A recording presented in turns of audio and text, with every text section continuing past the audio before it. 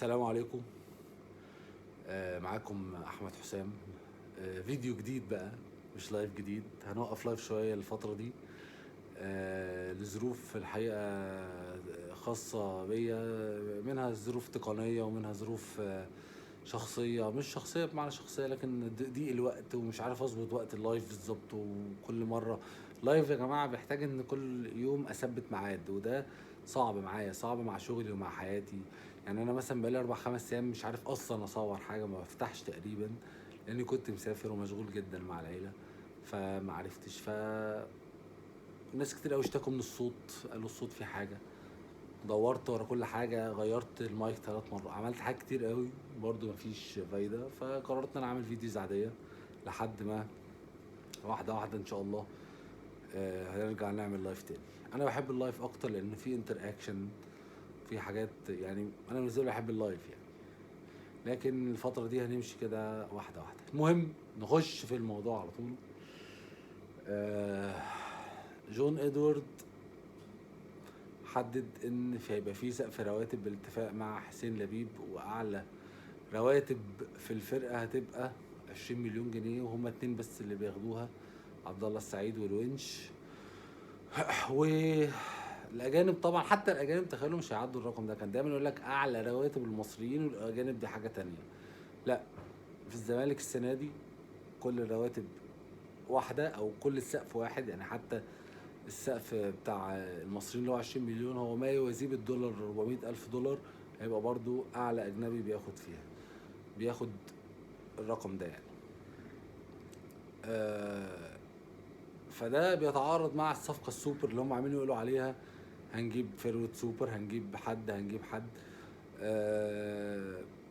فمفيش لعيب سوبر في أي مركز هياخد 400 ألف دولار. ده راتب يؤكد انه مش لعيب سوبر يعني. ف هي دي المشكله القائمه دلوقتي بين جون ادوارد وممدوح عباس، اللي هو تقريبا بيمول الصفقات. ان هو قال لك ان هو ممكن يمول الصفقه دي بشكل خاص او يديله الراتب من جيبه بشكل خاص، ولكن جون ادوارد رفض، لان هو اصلا منع من الاول السنه الموضوع ده الحقيقه كان السنه اللي فاتت بيحصل مع 2 هم زيزو ومشي، وشيكابالا واعتزل. فجون ادوارد قال لك خلاص ملهاش لازمه ان احنا نفتح الفتوحه دي على نفسنا تاني. مع ان ممدوح عباس ما عندوش اي مشكله. يا جماعه ممدوح عباس دافع قبل جون ادوارد للزمالك 700 مليون جنيه، وده رقم حقيقي. مهما تقولي على حبك للزمالك انت، ولو معاك فلوس ممدوح عباس دي 10 مرات مش هتدفع الرقم ده. انا مش هدفعه، ولا انت ولا اي حد، وانا متاكد من اللي انا بقوله لك زي ما انا متاكد ان انا بكلمكم دلوقتي. فالراجل ده تحية ليه كبيرة من سنين. كان ليه أخطاء وكان ليه مشاكل كتيرة وقعت النادي ودخل النادي في مشاكل بسببه، ولكن لا أحد يختلف على حبه المتفاني اللي بالدليل القاطع، مش بالكلام. مفيش حد مهما كانت فلوسه وغناه هيدفع الأرقام دي، ما مستحيل ألاقيها. فالموضوع مش باين لحد دلوقتي، خصوصا ان لسه ما خلصوش من سيف الجزيري. مبلط فيها من الاخر زي ما بيقولوا. مش عارفين يعملوا له ايه. مش عارف الميركاتو هيقفل على كده ولا. والنهارده خلاص تم تأكيد ان احمد ربيع خلص بعد ما مصطفى شلبي خلص في البنك الاهلي، ومحمد اسماعيل مدافع زد جه برضه بشكل رسمي. تقريبا خلال الساعات اللي انا بكلمكم فيها دي هيكون بيصوروا برومو بتاع تقديمهم. من محمد اسماعيل بقى ياخدنا لعلاقة الزمالك ببيراميدز، اللي دايما زي ما كنت بتكلم في كل فيديو بيجي فيه سيرة بيراميدز، ان هم النادي اللي معانا ضد الاهلي من الاخر، والنادي اللي احنا بنأجل له نهائي الكاس عشان يلعب افريقيا براحته، والنادي اللي احنا مش عارف ايه. ولعيبه الزمالك لما بتعوز تمشي بتروح بيراميدز وما بتروحش الاهلي. ده زي مصطفى فتحي وزي اوباما وزي اللي هما كده يعني ما باعوش النادي، هما بس مشيوا لظروف تانية. ولكن بيراميدز الحقيقه مش بيتعامل معانا بنفس الفكر ده نهائي، بل بيتعامل ان هو منافس شرس عايز يقضي عليك عشان يتفرغ الاهلي من الاخر. دخلوا صفقه محمد اسماعيل علوها، فاضطر الزمالك يعليه، ولكن في الاخر رغبه اللاعب وعلاقه الناس بسيف زاهر من الاخر حسمت الموضوع يعني. ولكن بدل مثلا ما كنت تدفع 25 وتاخده، دفعت مثلا 40. خسروه 15 مليون جنيه كده اونطه يعني. ف... فما تامنش يعني من الاخر، وخلاص اعتبره زيه زي الاهلي او زيه زي اي نادي منافس. دلوقتي انت سيراميكا والبنك والناس دي هيتعاونوا معاك ليه؟ ما هم بقى بالفعل منافسين ليك، بالفعل هم ممكن ياخدوا مكانك، ياخدوا يكسبوك، يبقوا اعلى منك في ترتيب الدوري يعني. هم خلاص الناس دي شايفين انهم راس براسك، فليه يتعاونوا معاك اصلا؟ فتعامل معاهم بنفس الفكر ده من الاخر، وامن نفسك بقى من حتت تانية. لكن هتقعد تقول لي اصل ده حبيبي وده قريبي وده، مفيش الكلام ده في الكوره، مفيش الكلام ده في البيزنس من الاخر. ولو الاهلي بيعمل كده فهو بيعمل في نطاق معين، وبعدين انت ما بعيد عن الاهلي في الصرف، وبعيد عن الاهلي في قوه الاداره، بعيد عن الاهلي، بعيد عن الاهلي في حاجات كتير. فما تقوليش انا هعمل زي الاهلي، مش هتعرف تعمل زي الاهلي في الحته دي. فالحقيقه جون ادوارد لحد دلوقتي متوسم فيه خير وبيشتغل بشكل محترم جدا.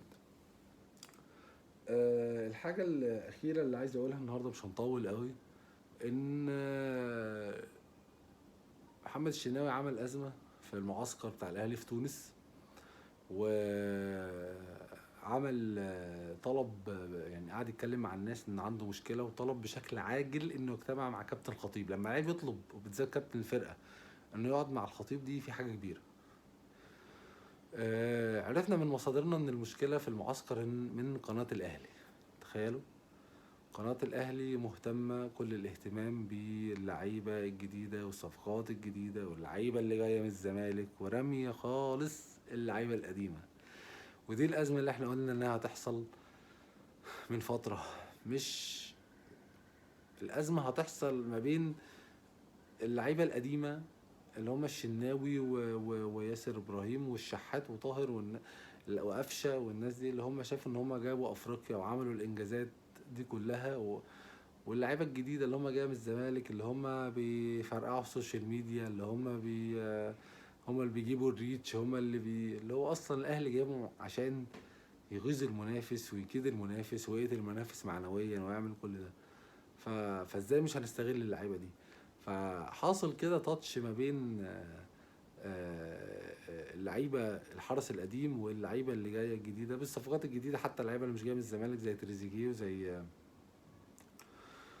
ياسين مرعي وزي اللعيبه دي. في اهتمام كده مبالغ فيهم من القناه في تغطيه المعسكر عن باقي اللعيبه، وده ضايق الشناوي واتكلم فيه ما لقاش اجابه. فقال لهم طب انا عايز اقعد بقى مع الخطيب. الخطيب مسافر بيتعالج بره، فقالوا له طب لما يرجع والفرقه ترجع، وخلاص الاهلي خلص المعسكر وغالبا هيرجع يعني خلاص. فطلب بشكل عاجل انه يجتمع، عشان هو عامه الشناوي بيتكلم ككابتن فرقه، الفرقه هتفك كده. هو عايز يقعد مع رئيس النادي يقول له ان الفرقه هتفك لو ما اتدخلتش، لو ما عملتش حاجه. لو طبعا هو واضح ان الناس اللي بتعمل كفرج من قناه الاهلي في المعسكر هم واخدين تعليمات بكده. دول شباب سوشيال ميديا ومصورين ومحررين ومراسلين وكده، وبينفذوا تعليمات اداره. الله اعلم بقى دي جايه من مين، من شوبير، من رئيس القناه، من الله اعلم، محدش عارف. بس واضح ان في ازمه كبيره. الازمه التانية الاخيره اللي هختم بيها الفيديو هي رضا سليم. الاهلي مش عارف يعمل. رضا سليم الحاله بتاعته تابيكال حاله سيف الجزيري. عايزين خلاص القايمه قفلت على 5 محترفين وهو السادس. هم كانوا مطلعينه اعاره، هيرجع خلاص، رجع المفروض الاهلي. فعايزين يطلعوا اعاره تاني، رفض. قال لهم تدوني فلوسي وابقى سلام عليكم. الازمه هتنتهي. الاهلي عمره ما يدخل نفسه زي الزمالك في قصه ان انا مش هديك فلوسك وروح الفيفا دي. الاهلي عمره ما يعمل كده. ف اللي اعرفه ان اللاعب ليه 200 مليون دولار تقريبا و200 الف، يعني حوالي 130 مليون جنيه، هياخدهم ويتكل على الله في الاخر.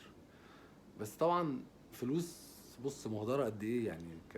طبعا حد اصلا بيتكلم في الاعلام عن الموضوع ده ولا حد فاتح سيرته؟ حد اصلا بيتكلم عن كولر اللي لحد النهارده بياخد مرتبه وقاعد في بيته؟ محدش هيتكلم. الناس تتكلم عن سيف الجزيري وعن خالد بوطيب وعن باتشيكو كده. كلام خلص. فيديو بكره جديد. السلام عليكم.